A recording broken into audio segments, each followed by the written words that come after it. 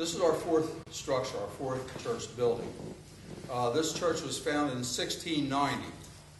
And actually the first church was across the Cohansey River near where you're going to be visiting, maybe a mile away. That was probably a log cabin.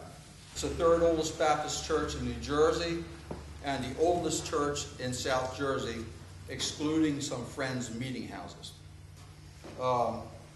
This is the fourth building. This building was completed construction in 1802. Well, they started discussing a move in 1796.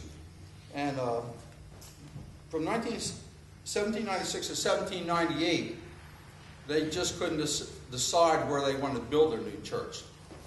Some people wanted to move it to Greenwich, which is approximately 2 miles on the other side of the location, and this is approximately 2 miles on this side of their location. Another reason, like I already said, is somewhat the midpoint. This location is somewhat the midpoint between Greenwich, from the original location in 1714, 1741. Greenwich 2 miles, this is like 2 miles. Another influence was Bowentown up the road, which I think we'll probably discuss later. There was a second wave of people, Welsh people that came down from Swansea, Massachusetts. Our original people came from, and I'm not going to steal too much of the thunder down there. But there were two main waves. In 1690, they were Irish that settled on the south side of the Cohansey River and established that church. Tipperary, Balkeating, Ireland. There was another wave that came down from Swansea and Rehoboth, Massachusetts. And they were predominantly Seventh-day Baptist.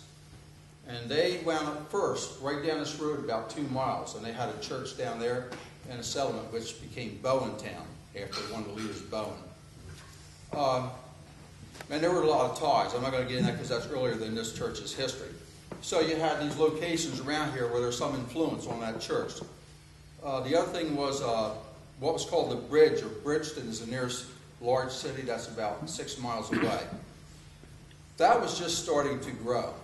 So this made a nice location for those reasons. So 1798, they purchased 3 acres for $120 right here.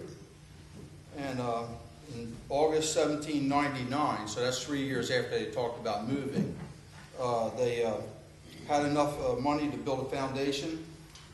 And they hired John and Levi Ayers, and they were commissioned, and they made 146,000 bricks for this building.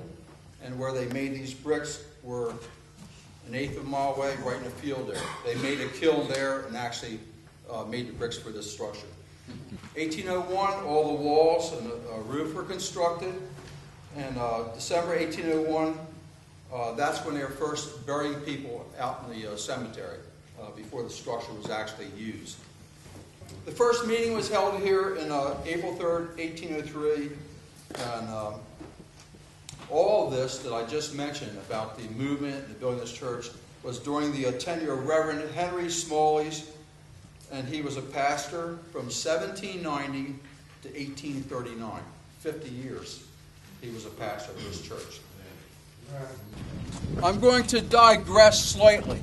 There was a man, a member of this church. His name was Isaac Wheaton.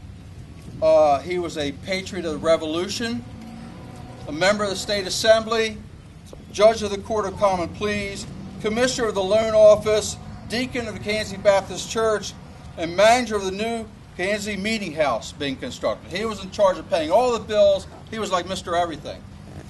As the church was being completed at the end of 1802, in December of that year, Isaac Wheaton and his daughter and a few other people boarded a sailing ship, a packet they called it, which run from Greenwich Wharf to Philadelphia, running back and forth like a ferry with goods and people.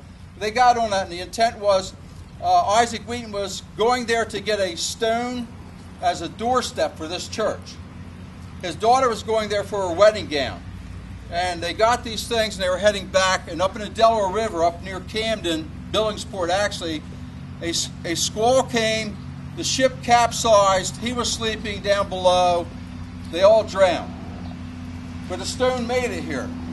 That's the stone that was on that ship in 1802 that was where everybody drowned. Now, Helen calls that, what do you call it? It Okay. was a kissing stone. The kissing stone. Kissing Yeah, stone. because the daughter was going to Philadelphia to get her bridal gown, and she never got it. So, or she got the gown, but she didn't get to be kissed. She didn't get it. But also, I've heard it called, and it is called the romance stone for that reason. Also, the part that it's, if you will, a tragic romantic story of a man devoted to his country as a patriot, devoted to his church, totally devoted to his Lord, devoted to his family, devoted to his community, and that's kind of a romantic Greek tragedy, if you will.